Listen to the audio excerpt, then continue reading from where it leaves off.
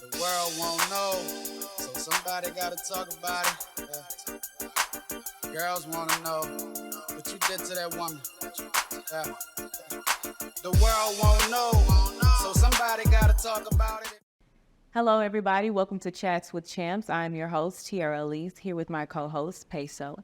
And we are here with not just one, but two of the greatest running backs in NFL history, Hall of Famers Eric Dickerson and Marcus Allen. Welcome to the show, fellas. Thank you. Now, Eric, I know you have this love-hate relationship with the Dallas Cowboys. I just want to know, how does it feel to be in Dallas, Texas right now after our last win against the Giants? Well, first of all, I ain't gonna say it's a love-hate. I'm from Texas. I love my home state of Texas. I like coming to Dallas. I went to school in Dallas, went to SMU. But do I like the Cowboys? Hell no, I don't. I don't. Do I pull for them? No, I don't. They had a great win the other night against the Giants. I mean, a really great win. So, but I call it like I see it. Cowboys have a good football team, and they have a great organization. I think they have one of the best owners in football. For dealing with his players. And that's hard to say that, but. It is what it is. But the Cowboys, I think when you look around the NFL, you look at everything is kind of set by the Cowboys. The Dallas Cowboys. You might not want to admit it, but It is what it is. Yeah. And speaking of which, one thing that I've learned about the game of football, just from learning about you two, was that it doesn't take the biggest or the strongest player to be the best player. Marcus, you had your way of dominating the field. I mean, you were a very versatile player. You pretty much knew every position on the field. And then Eric, you had your unique running style, the upright running style that many doubted was not fit for the game of football. But yet here you two are with records that people have still yet to break and a very tremendous football journey. So my question, and I'll start with you, Marcus, is what do you believe are key attributes to a successful running back? Well, Eric may agree with this. I think that there's some things about playing the football and playing the game at a high level that you can't teach. Mm-hmm. I think either you have the ability to run, and most of that is instinctual. Mm-hmm. I mean, the honest answer, if somebody were to say, "Hey, Marcus, what were you thinking about that play?" And the honest answer would be, "I don't know. I just did what I did," right? Yeah. Some guys would try to come up with answers, and the reality is that it is purely instinct half the time. And I don't know how Eric got there, but I got there through deep breathing. Mm-hmm. Part of my meditation, if you will, relaxation and stuff. Prior to a game and stuff, just deep breathing the entire game. And that would actually help me get to my second win, where I was just void of thought. I did everything just as instinctive as possible and stuff. So the running back position, there's a lot of different styles. Mm-hmm. I don't think you can teach the game. I don't think you can teach a guy to run a certain way. Yeah. I think either they have it or they don't. I agree with that, Marcus. I'm right on, because a person say, what were you thinking on that play when you been, say, 47 gap and you have a touchdown? I wasn't thinking nothing. It just happened. Yeah. I mean, you're thinking, you're getting the ball and everything happens so fast, because I think anyone that's played pro football knows how fast that game is. I mean, you can't, you hear guys say, "Oh man, I played when I was in high school. I hurt my knee and I played in college." It ain't like pro football, man. It ain't nothing like it. It's nothing like that. So, but I do agree with Marcus on everything he said. Yeah. Well, let me add to that real quickly. There is a knowledge of the game that you must have, right? We have to understand our offense. We have to understand where everybody is on the field, what our guys are doing in addition to what they're doing. But when you actually run the ball, you got to have great vision. But there are things that your body does that is just an instinctive thing. My style, some people would say I glided and stuff like that. Didn't feel that, but that's the way I ran. It's not something that I actually set out to do. Mm-hmm. And I'm sure Eric didn't in his particular style, but his was like it was over when he rose up. It was over, because that's when he hit full stride and stuff. Right. So there's a lot of successful styles out there. his was one, mine was one and stuff, but they're all unique. But again, I think playing that position and more than any other is being completely instinctive. Right. Okay. What was some looks y'all didn't like to see? Like, you know how somebody stacked the box or something like that? I said, that's the easy one, 8-man front. And if so, what teams in y'all era was the teams that you looked for that for? Like you knew it was coming and you was like, man, it's gonna be a long day. Well, I give you one right off the bat for me when we played the Chicago Bears in that NFC Championship game. You know, you got the defensive line, you got the linebackers, which usually, you know, they're 3 or 4 yards behind the defensive line, and then the safeties, free safeties should be way back. But when you look and you see the defensive line, the linebackers, and the safeties right there, The strong both safety, safeties yeah, mostly. right there, and the free safeties like right there, you know, you got a problem because you know you can't block it. Everybody can't get blocked, and it is frustrating because you know you look for your quarterback to take the pressure off you in those situations. And you know, I never played with a great quarterback. I mean, Vince Ferragamo was the best quarterback I played with. I mean, when I can think of times when we complete a pass, I'm like, man, yeah, you know, we complete the pass downfield. I mean, I would get excited. I mean, there wasn't a lot of them. But for me, man, I'm an 8-man front. I got tired of seeing them. What, just can I Go add to for it. that? No, go for it. Because what's really important is that we played in the era where we ran the ball more than we passed. So that's all we played against were 8-man fronts. So we played the game at a phone booth. We really did. Right. And so everybody was blocked except that one person. So we had to make that you had to person make a miss. play. So we know that guy was going to be down low, right? If he was coming out of the box, he was going to be in a position to make the play. So that was the game that we played at that particular time. Yes, we threw the ball, but not as much as they do today. You know, we threw an average of maybe 25 times. You think we probably ran it more. Right. But it was a different, you know, it was a different era, different style. But we played the game in a phone booth, and it was obviously a very tight area to play in. And so you know, today, you know, these guys today they play. I mean, it's wide open, dude. It's like, and then they don't tackle on top of that. I know. I'm not trying to, you know, discredit anybody, but I'm going. It's like it's so easy. So everybody's spread out. You know, they're more interested in sideline to sideline, where we had we were just in this little area. We had to play the game and stuff. So at least that's where it started. You know. And speaking of guys today, are there any running backs currently that you enjoy watching or you feel would just are you kind of remind you of yourselves? Well, for me, that guy would be Derrick Henry. I mean, he's big, he's physical. I mean, I like the big physical back, you know. I think both of us, because we know Marcus 6'3", I'm 6'3", I mean, and, you know, they say, oh, he's a big back. What are you, you know, he's 5'10", 215 or 230. I'm like, you're a fat back. He's fat and fat. I mean, you know, he's 6'3", to me, it's a big back. You know, I even give him 6'1". But most guys now, I mean, you look at them, they're not big. No. No big backs in the league. I mean, I like McCaffrey out of, you know, San Francisco. I mean, I call him white chocolate. You know, but you know, there's other guys, Jacobs, you know, the guy at the Raiders, you know, they running back. I like him too. But you know, it's not a plethora of backs like it was when we played. I mean, you just kind of go. Every team had one. I mean, it's very rare if a team didn't have a running back.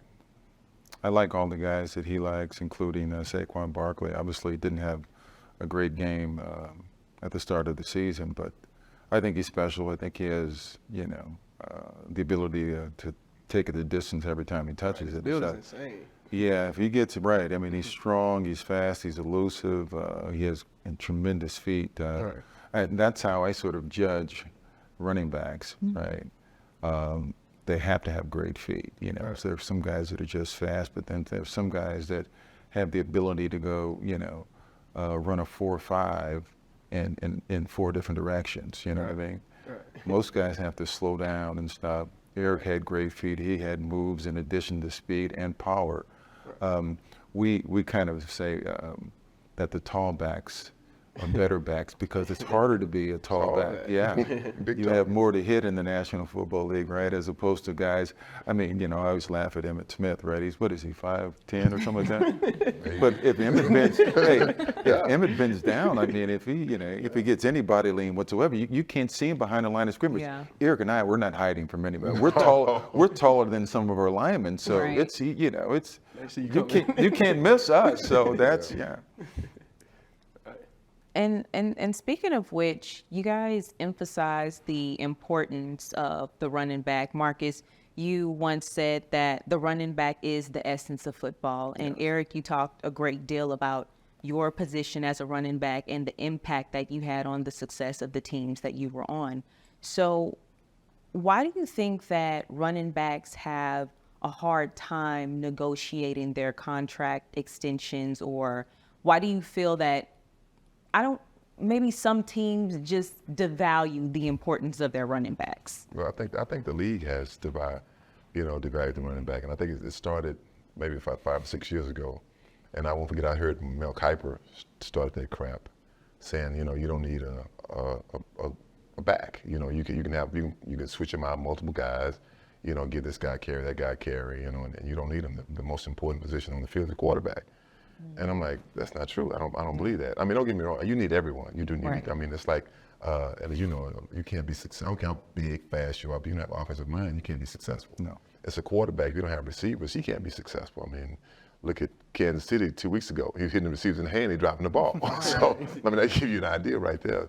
But I just feel like that the backs now, a lot of them have kind of fallen into that too, because they don't want to carry the ball 25 times. I mean, there will be weeks, I'm sure, just like Marcus, you carry the ball 25 times this week and carry 25 times the next week, and might catch 5 or 6 passes. I mean, so you carry the ball 30 sometimes. Now the running backs, they like to catch it. They like to run maybe 12 times and catch like 5 passes, and that's a big load. That's a big work day. Right. I mean, I won't forget, I played to carry the ball 32 times one week and 32 times the next week. Right. So, but you don't see that anymore. And I don't know if the backs want to, but I just feel like that they've started believing that crap, but they want to get paid. But I mean, I don't know where it's gonna go. I don't know what's gonna happen. I mean, it's almost like that they think more of a kicker than they do of a running back. Well, we've talked about this a lot.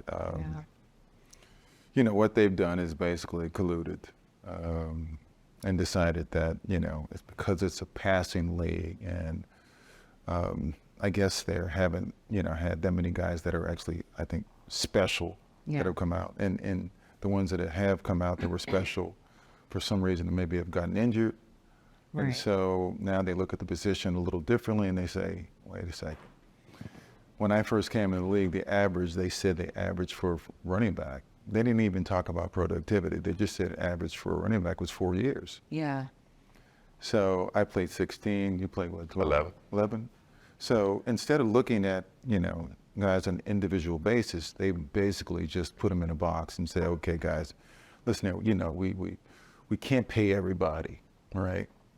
But we can. Yeah, I know that, but this is what they're saying. We can't pay everybody. So the running back, because of the fear of, the lack of production after a certain amount of years. Yeah. This is a position we're gonna sort of downgrade in a sense, right? Yeah. And this is what they've done. It is, again, you should look guys on an individual basis as opposed to looking, at them or putting them in a group.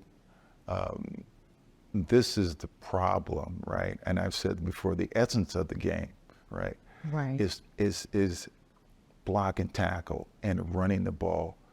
Eric and I have made guys surrender. There's no other aspect of the game that makes your opponent surrender other than running the ball. Right. Right? You can pass the ball all day long, right? A guy can have excellent coverage. Eric can be right here. He can catch the ball and I can be right here and I can say, oh, I'm sorry, coach, I didn't locate the ball. I didn't turn my head. But when a guy's kicking you, there's no excuses, right? And that's the part of the running, what the running game does. And that's why it's so important, right? Because it's the only part that makes your opponent surrender. And it's the only part that gets your opponent fatigued. Right. Right? They've lost the essence of the game. it's more of a show now, and it's passing. Right. So this is why, and if you're not versatile enough to be, a guy who can catch it out, out of the backfield as well, in addition to, obviously hoping to have some longevity, that's just the position they've determined it's going to, that's going to suffer. Yeah. I mean, I think about my first year, I carried the ball 390 times, and I had 51 receptions for I think 400 and some yards. Next year, I carried 404 times. Nobody does that no more. Yeah, we came out when it was said the ball's not heavy. So why are we getting tired? Right. So it was a different time, right? We played an 8-man box, and now we play, it's like now this platooning. The league is a Me Too league. This is something you guys really have to understand. It is a Me Too league. If one team has success, somebody else is going to. So this is why they're going to devalue one back. Other teams are going to do the same thing, and this is what they've been doing. So everything is a Me Too. It's like, oh, this team does it. They've had success, so we're going to try it. Everybody follow suit. Yep. How you think y'all fit the mold in this day and era? Just being with like y'all mentality. Oh, this is easier. It's easier. It's easier. Man, I would devour it. This is fast break, football, really. Right. Yeah. I mean, when I think of a problem, I think we'd have a problem. I think we may get frustrated because, they want to rotate you. I think that's the problem. Yeah. And that would be one of the problems. Like, hey, man, I'm good. Don't take me out the game. Yeah. Yeah, that would be one of the problems I think that would happen. But, man, you kill them. I mean, you give me an offensive line. I mean, give us an offensive line. It would be quarterback. And a quarterback? Oh, my God. Well, this is the other thing. Playing today, I think the offensive line's first moves are backwards instead of forward. Right. So this is what they're learning now, the pass block before they run block. Right. You think that's how they interpreted like the RPO Yeah. to make up for it a little bit? That's nothing more than trickeration. That's all it is. Right. It's not lining up and say, okay, me against you, I'm coming there, and you still can't stop me. Right. That's completely different. Everything is trickery now, so, Yeah. You guys have explained that there's a difference between the game of football and the business of football. And both of you have been very vocal about your conflicts with the business of football. Marcus, you are very vocal about your dispute with former Raiders owner Al Davis, and during your playing time, how you were pretty much removed from the game of football because of the business of football. Yeah. And Eric actually came onto the Raiders team in 1992. And obviously you two are like brothers now, but how was it during that time watching someone take your position because of the business of football? It wasn't easy, right? And there was no free agency at the time. That is probably the key, because where I would have been gone. But I would go into his office on multiple occasions and say, I don't like it here, cut me, trade me, do whatever. And he would always promise to trade me, and then he would come back a week later and said, nobody wants you. Yeah. This is the games that he played. But I was able to extricate myself, from that situation, because I was one of the 4 named plaintiffs that sued the National Football League. Yeah. And it was changed the game, and guys are benefiting from me today. So that wasn't easy, and I never blamed Eric. I always liked Eric, right? I always admired him, actually, and actually thankful he never, he didn't go to USC. Yeah. Really? Because if you guys know the story, because he got recruited, right? Right. And because I started on defense, and the Right. reality was is they didn't have anybody playing running back. So they asked me to come over and play. That's how I ended up playing running back at USC, right? Right. Now, if they were recruited Eric Dickerson, I mean, he would have been the back, and I would have stayed over there in defense Right. and stuff. So, but I also saw Eric just put up these incredible numbers with Dallas and stuff, and so I always had this admiration from, and I think we had this friendly competition going back and forth. Yeah, but it was nothing that was like, there was no jealousy and stuff. It was like, man, he's playing, man. You got to get going and stuff like that. So, but it was challenging, no doubt about it. Eric would tell you, they told him that I wasn't going to be there, and and Clearly I was, and he was disappointed Yeah. at that. But I think we handled the situation good. Yeah. Eric will also tell you that if he had any information that he needed, I always gave it to Yeah. him. I never held back, and this is why we're friends today. Yeah. I guess you guys remember the story of, I think it was Brett Favre and Aaron Rodgers, and he said, that's not my responsibility. Well, if you're a team player, it is your responsibility. Yeah. Because even though I wasn't playing, I didn't want to lose. Right. Right? I didn't want to be in a losing squad. Now that's 100%. that's even worse, That's even right? worse. Yeah. That's the So worst part, yeah. I always, one, I liked Derek. Two, being a good teammate, you always try to, you're always trying to make your other guy better. And that's the great thing about football is, and I'm sure there's other occupations too, but you got to educate a guy, right, that's trying to take your spot. Right. We've done it, with the younger guys coming in and veterans coming in. So that's one of the challenges. It says a lot about you as a person, immediately. If you don't talk, you slide down to the other room. Right. Eric and I aren't here. You know what I mean? We're not Right. here today. Yep. Yep. So we have Marcus's side, but Eric, what was your initial reaction to Marcus? Did you feel the same way about Marcus? Well, I'm gonna tell you when they talked to me about coming to the Raiders, first thing I said, well, what about Marcus? And they said, we're gonna trade him. I said, and I asked them, I said, you sure? They said, yeah, because look, one thing is you don't, a great a player as Marcus was with the Raiders, I always looked at him as the ultimate Raider, really. I mean, really, because not just because of the Super Bowl, but he was a Raider. Yeah. He was a Raider.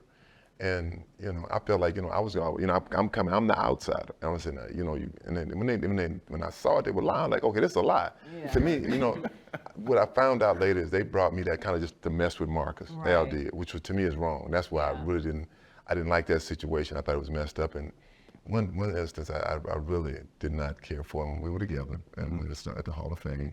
And when Mr. Davis came, when we were walking by and Marcus put his hand out, to shake his hands, and I said, I can't do that. I can't do that. And I was like, wow, man. I mean, what more can you do? Yeah. Right. I mean, it's just. Through all the stuff, I put that behind me, and I go like, I mean, to me, But- that just shows, because me, I don't know if I could have did that. I ain't gonna lie. Right. I know you could. What are you talking about? You don't know. you have done, Yeah. Eric? Oh no, Eric. couldn't have did- If you cross Eric, it's over. It's over, right? That's how he is. So. Yeah, but yeah, I mean, and I give him credit for that. And he's right, because I mean, I remember times when, because he knew the offense backwards and forwards, because he was, he could play quarterback too. Yeah. So sometimes I have to ask him, what do I do on this play? Right. And and like you said, he would help me. Right. And that's a situation I really didn't like, because I feel like they put us both in a very awkward position, because we play the same position. And Right. and I think about, like I said, when you were in LA and I was in LA and I was with the Rams, and it was kind of like not against each other, but Yeah. we played the Raiders. I went to last season, I think it was '85. Yeah. We played them the last game of the year. They beat us in Anaheim, but I just didn't think that was fair. So I know y'all been keeping up with Dion. He replaced it, like, they got the C in NFL for captain. He replaced it with D and L, which mean dog and leader. So which one of y'all be a dog? And which one of y'all be a leader? I might be the dog. I think it was both. Yeah, both. Yeah, I think you can't do what we did Right. without being both. Right.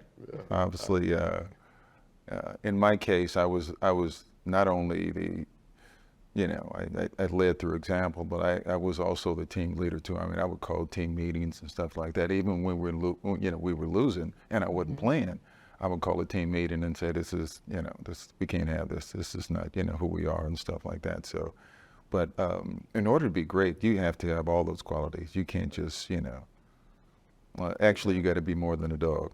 Yeah. You can't be selfish. I mean, you can't be. I mean, you just can't have a selfish mentality about, like, it's all about me. And Yeah. I'll give you a good example. Matter of fact, last week, my son, he plays flag football. And you can tell when it's something, he don't like something. Like, you can tell the kids. Right. So I could tell by his demeanor when he was walking in on that, and they were winning, they were playing. Yeah. But he had one touchdown. I could tell that. And so after the game, I said, what's wrong with you? He said, well, I only scored 1 touchdown. I said, what? I said, let me ask you a question. I said, so you care about what you do, huh? Well, yeah, I wanted to get the ball more. I said, So I waited till we got in the car. I didn't want to sit in front of him. I said, let me ask you a question, son. I said, so if you could have had 5 touchdowns and y'all would have lost the game, would you be happy with that? He said, repeat that.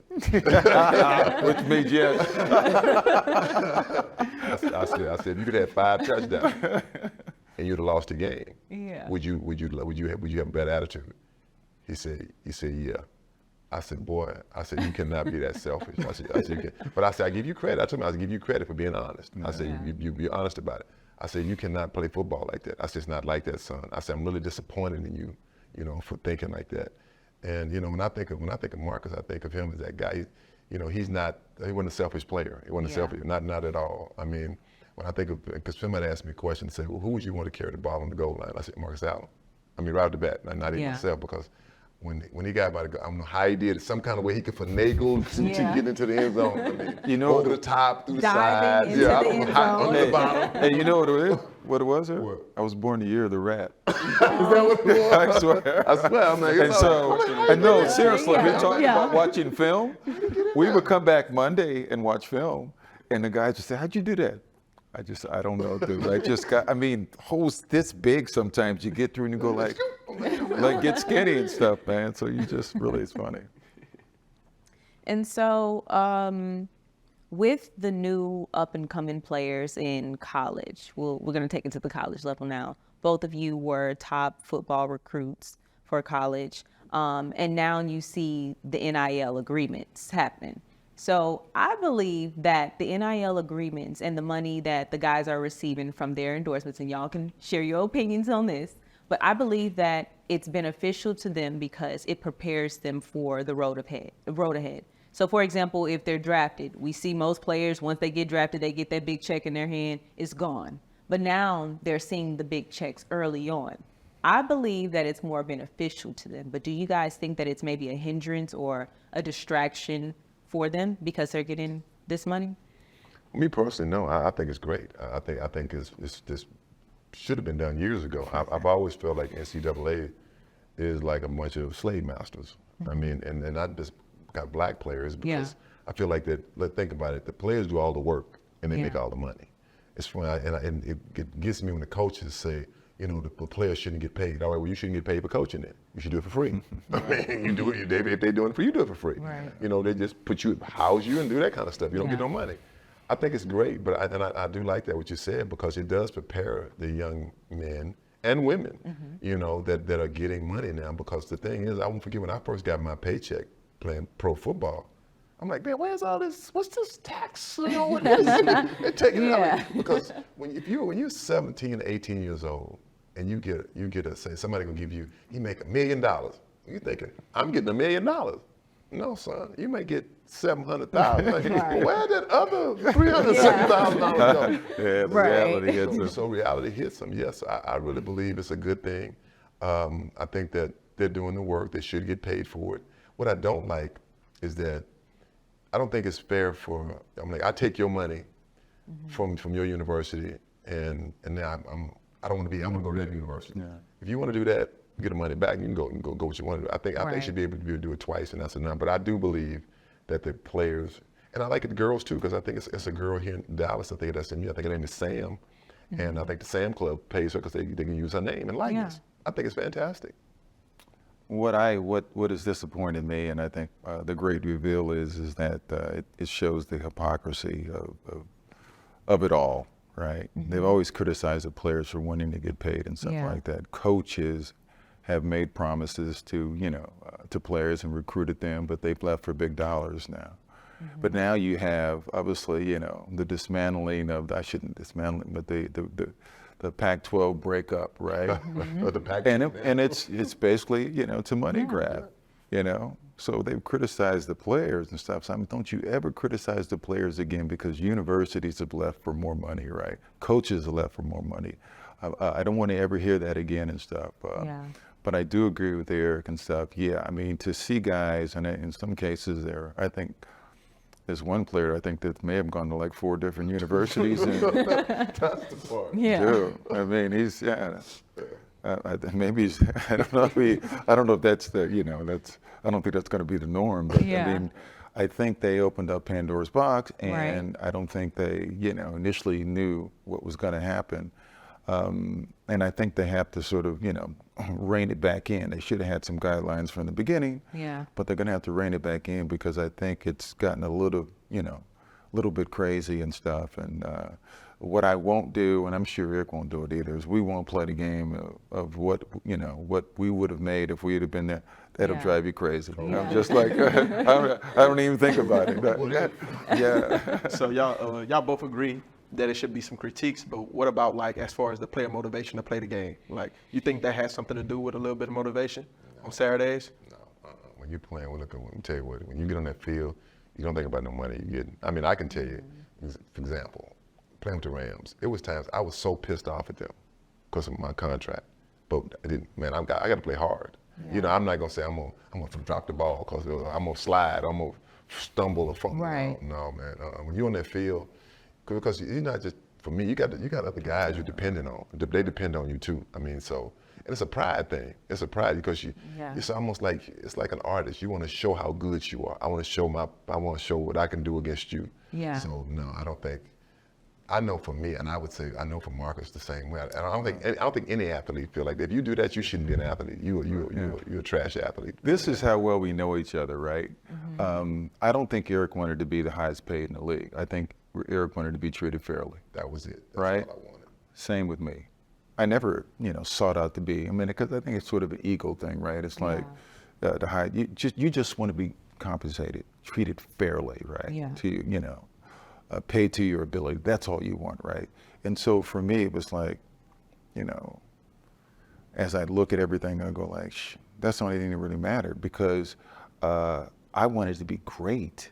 So when I signed the contract, I had my 2 days of euphoria. Then it was back to being, okay, you want to be one of the best players that ever played? Yeah. That always took over. That was always the overriding factor. Yes, we understood there was business, right? Right. But we felt like if we got to that pinnacle of being one of the greatest ever, everything else would fall in place.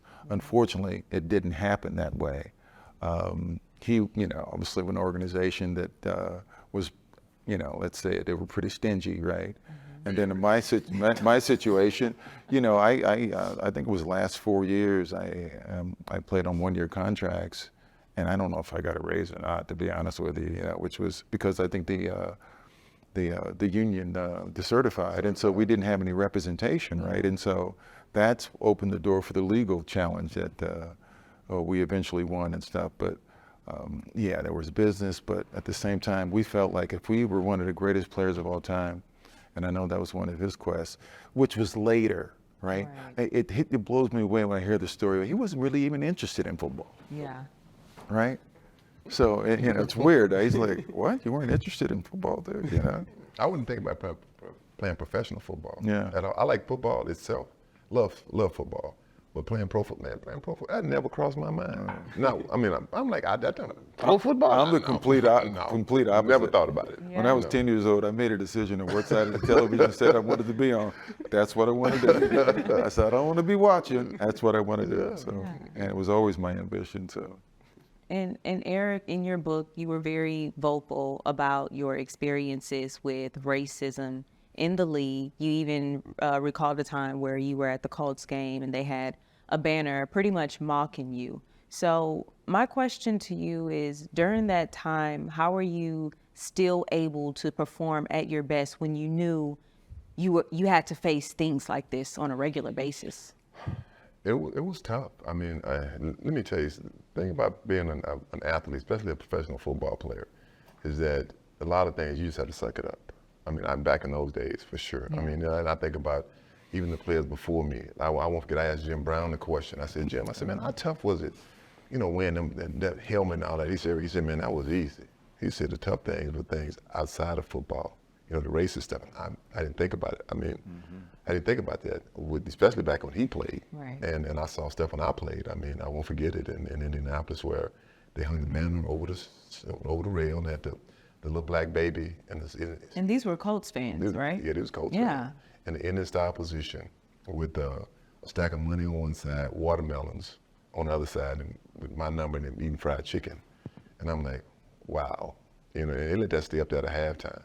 I mean, it was hurtful, but you know, I had a job to do. And I'll never forget my friend. I was dating a girl, you know, Holly. I was dating Holly. Yeah. And after the game, she was at the game and she came and she said, Eric, I don't see how in the world you play for them. She said, I was so pissed off. I said, I was pissed too, but you know, what do you do? I mean, you know, it's still, and look, I'll say this much here. Some things have changed, but that ain't changed that much. Yeah. You know, they hide it in different ways. Right. They really do. You know, I just saw where the writer, I think it's Trotter, I can't think of his first name, Joel Trotter, I think it's something Trotter. He made a comment, one of the owners, I guess the owners of the Bills made a racist comment about, you know, if they want to own the team, you know, they don't want to play, let them go back to Africa and see how they like Africa. Yeah. And I think about when I was doing this stuff, trying to help the players, especially the Hall of Famers, get some kind of stipend. He was one of the guys that was against me. Right. You know, and he's black. I said, now you're on the other side. They talking about you, how you like it, you know, how you feel about it now, you know. So, I mean, you know, the racist stuff, it's just part of the deal. And you grew up in the segregated South in Sealy, Texas. I mean, it was a part of your everyday life. Your mom, she was a huge, well, not huge, but she pretty much said, like, it's just different for us. And she instilled that in you at a young age. So I think getting into the league and seeing that was kind of just like, look, I got a job. I'm here to do what I got to do. Yeah. I've been dealing with this. So I'm okay. Yeah. But for Marcus, you grew up in California. Big difference. How was your experience? My first racial incident was my high school game when I got a death threat. We were playing the CIF championship game. Wow. Yeah, that was it. No, really? Eric, you got to understand, Eric. You know, we grew up, in San Diego, California. Right. Completely different, right? My whole exposure to, really the race issues were watching television and, Martin Luther King and, all that situation, right? Because, and really sort of, and which you're away from, but all the incidents that are happening really in Los Angeles, right, with the watch riots and stuff like that, right? So, I mean, it didn't touch me up until then. So, and that's just a geographical, I grew up in an area where we were, and I had a different upbringing too. My dad is actually from Dickerson, Texas, right? Mm-hmm. And my mother's from New Orleans, and we discussed that. And so they moved out west, and that's where we met. But my dad was also a contractor, right? And so we were probably the only kids in our neighborhood. It was really Mexican and predominantly black and some Samoan and stuff. We really didn't have any white people in our area. But we would go to La Jolla and work there.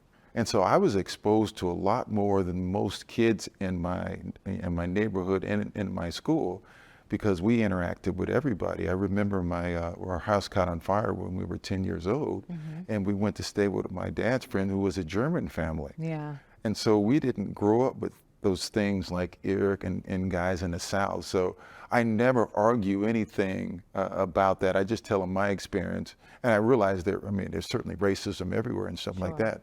But I can't speak to the things that guys like these guys have grew up around and stuff, or Richard Dent, who's from Georgia, right? Yeah. And his experiences and stuff like that. So you will never see me argue with those guys about things that I really don't, or didn't have those issues growing up with.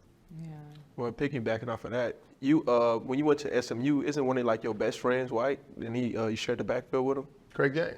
Yeah. Craig, that's my guy. Yeah. You know, when you play a sport like football, I speak for outsport football, your color is not just ink. Your color is red. I was red, white, and blue. That's our color. It's that Mustang, but it's the Trojan. It's the the crimson and gold. It's the color. That's like when I was playing for it's black and gold. It was a Sealy Tiger. You're a Tiger. I never really experienced a real racism in my hometown of Sealy, it's a small town of 2,000 people.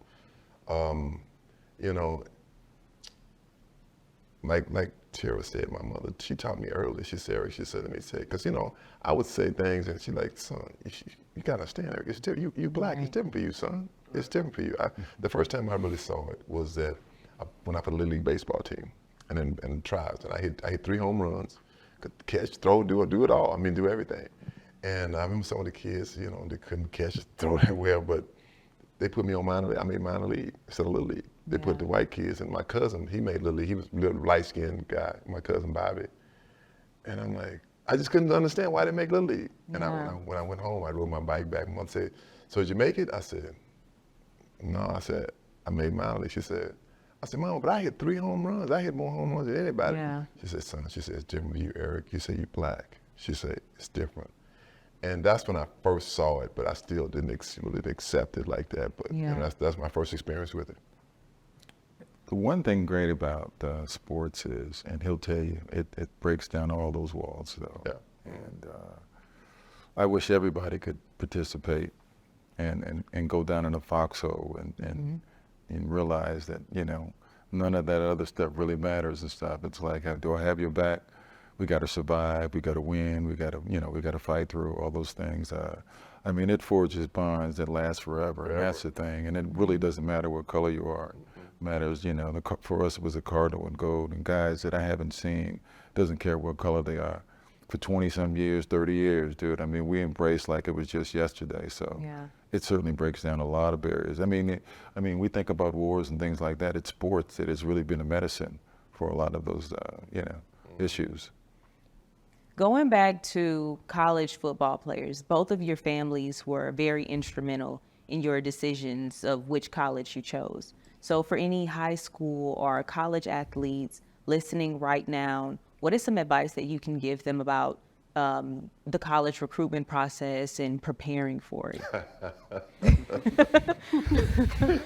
What's so funny, Eric? Why are you laughing? Yeah, I'm curious too. I'm curious to know where that laugh came from. I'm laughing because I know when they come to recruit you, it's pretty much a lie.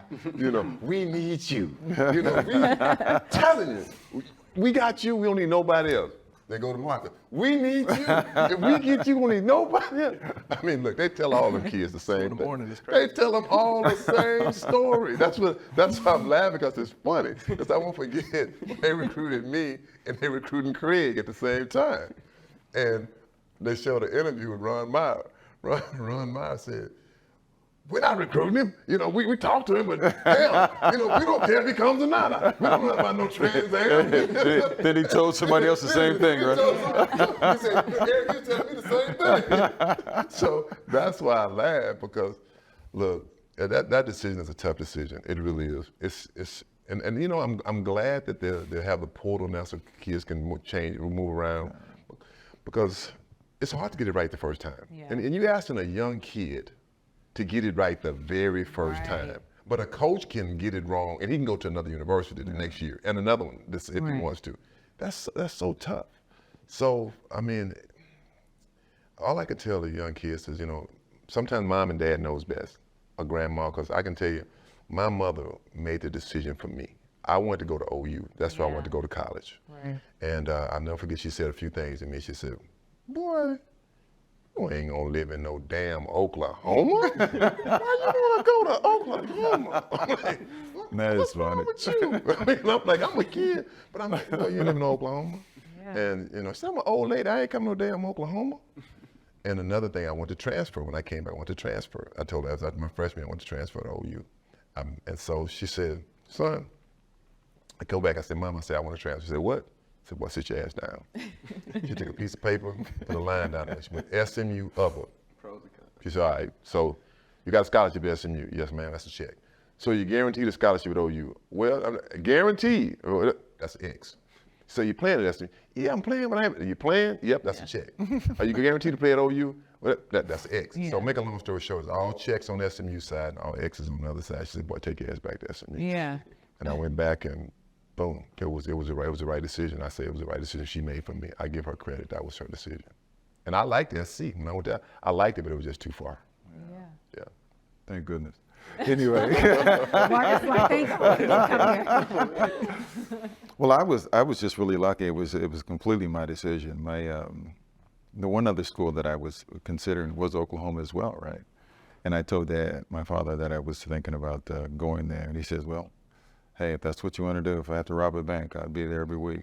That's what he said. So, which was great to hear, not the bank part, but that he was supportive enough that he would drive down. But I made it easy for him because I always wanted to go to USC.